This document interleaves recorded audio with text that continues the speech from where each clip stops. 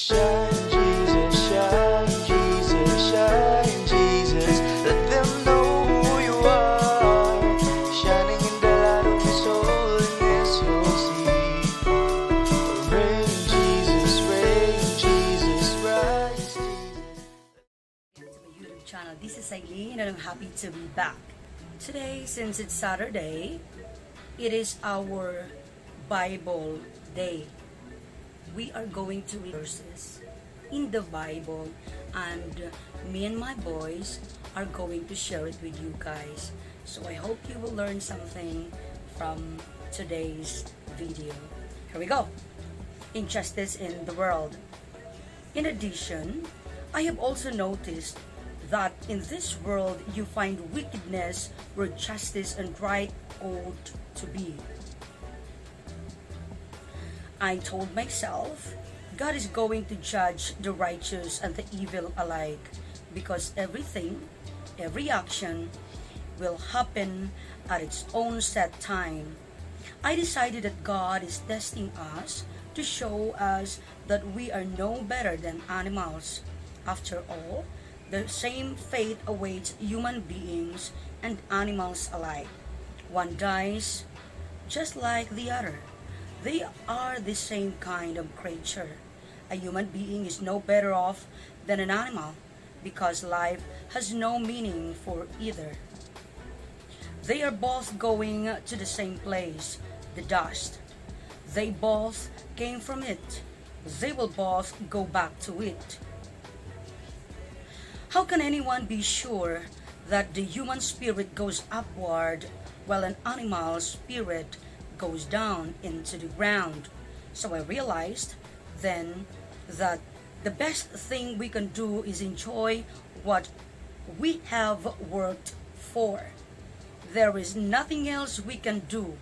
There is no way for us to know what will happen after we die. I am going to share my opinion about it. We are going to ask them also. We cannot tell that Solomon is right, although it's in the Bible. But since I already read the Revelation, and now sabi dun sa Revelation na meron talagang hell and there is heaven. So only the good people ang pwedeng pumunta ng heaven. At saka yung bad naman is mapupunta sa hell. Okay. Now this is my point. Isa lang masasabi ko dyan sa sinabi ni King Solomon doon sa Ecclesiastes. Magpasalamat tayo kung babalik lang tayo sa dust. Kasi walang pain. But then in Revelation, ang sinabi po doon is pagkatapos nating mamatay, merong pang second life. Merong judgment day. Again, magpasalamat tayo kung walang judgment day. Kung mamatay lang tayo, sabi nga ni Ecclesiastes ni Solomon, pag namatay tayo, kung we gonna go back to dust, then thanks God. The story is all done. Wala na tayong dapat pang pag-arguhan, di ba?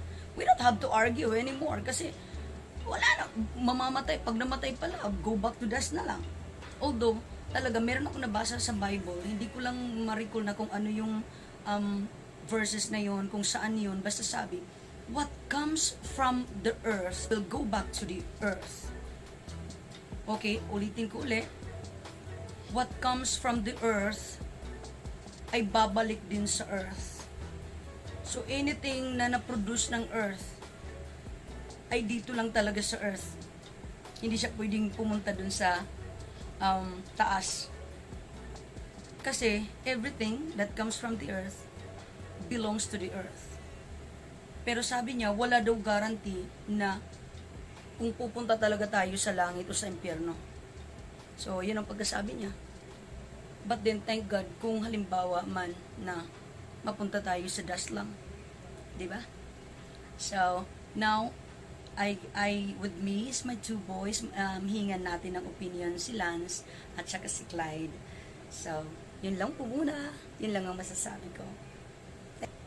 It's just, you know. So what is your opinion, Clyde? My opinion is, I don't agree with Solomon because I think there's heaven and hell. Mm-hmm. And what else? Aren't you happy that we are going to dust lang? No, I'm not. You're not happy with it? Yeah. Even though that if we turn to dust, we don't have any punishments. For me, it's for me, okay. I am not happy with it.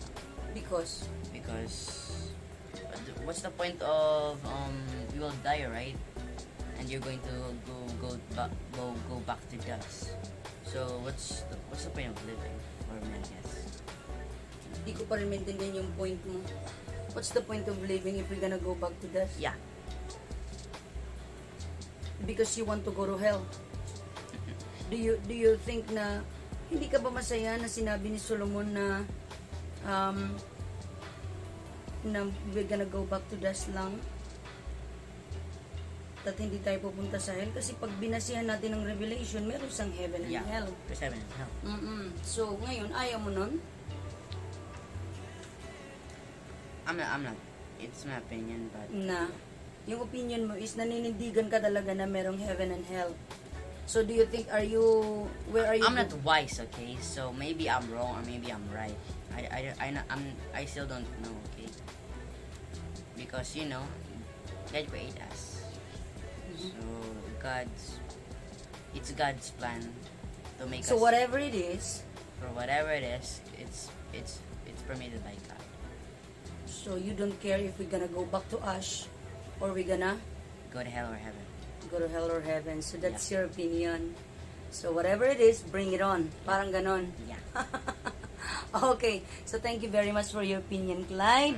I'm sorry that I get your time. Yeah. That I steal your time. Alam ko gusto mo manood ng Naman di manood. Gano, magbasa. Okay. So thank you very much, guys. Next is Kuya. Okay. Thank you. Bye-bye. Ay, sorry. Hi guys, so now, pagkatapos po ng bunso ko, ito naman yung panganay ko. Yan, tingnan natin kung ano yung opinion niya. Hi Glance!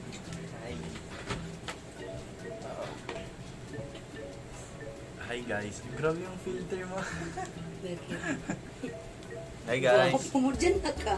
grabe yung filter. Hi guys, I am Lance. I am the kuya ni Clyde. Okay. I am Clyde's brother, older brother. What is it?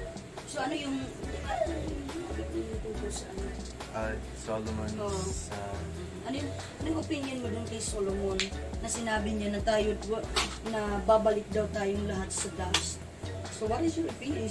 Do you agree or what? Yes, it's totally agreeable, or it does totally make sense. When we die, we go back to dust, and everything will be in vain. The things that we work hard for will be inherited to the people that deserve it or don't deserve it. But still, Solomon is also a human like us. Yes, he has the greatest knowledge and wisdom compared to everyone who lived in the surface of earth. But he is still human. Yes, God may give him the wisdom, but God didn't give him to see what God can see. That's why that is the opinion of Solomon, that when we die, we go back to dust. Well, in fact, sabi mo nga, as what you said earlier, in Revelation, there's hell and there's heaven, which good people will go to heaven and bad people will go to hell. So, the concept of, even how wise you are, Solomon is still a human, and Mag-judge din. yeah, you will be judged, rich and poor alike, stupid or That was only his opinion. yeah, everything will be judged Oo, according kasi to ako, I've learned also na sabi, the plan of God, even the angel of heaven, and The Son of Man. Son of God don't know the plan of God. Yeah. How much more Solomon? Oo, so that makes sense. That's why Solomon's statement didn't fit the statement of which God said in the Revelation. So Oo, that's kasi sa why it's- Revelation talaga, merong hell talaga. May punishment day talaga. Mayroong judgment day. So, okay. only the word of God this only the obsolete thing in this world is the world of God, not the human. And we don't know kung ano yung plano niya. Yeah. God can turn truth to false and false to truth if he'd like to. Really? Yeah, because he's the God. He's the most powerful being in the world. So we really don't know. As human, we don't know what God's plan, and let's just live. Because sometimes sa bagay, he was the one who created everything, di ba? You know, good and bad alike. Yeah. You know? If he created the good and bad alike, you don't have to worry about anything because everything is already orchestrated. Okay. Just Kumbaga, parang live your na-program life. niya. You live your life. If you live your life as a bad person or as a good person, he permitted. No one in this land came in this land that hasn't permitted by God. Everything is permitted by God. So live your life and just do whatever you want because that's what God wants you to do. Okay. That's it. Thank you, Lance. Thank you. Thank you. Thank you, guys. Guys. So that's it, guys. I'm very happy now. You know, my eldest and my my youngest son. So I'm very happy. Thank you so much again. If you want also, everybody in the family, the three of us is on YouTube, and we have also accounts on TikTok. So please follow and subscribe my Clyde's channel on TikTok. Here it goes. And here is for my Kuya Lance. So, meron din siyang channel. Okay, subscribe na lang po. And this is mine. TikTok and YouTube. So, I wish we have shared you something. I wish you've learned something. We are very happy to do it again. But next week. Next week. Every Saturday it is a Bible day. So we're gonna read and share you And talk about the Word of God. about the Word of God. Okay, thank you so much, and we'll see you again tomorrow. Bye bye. Thank you. Thank you for watching. Bye bye.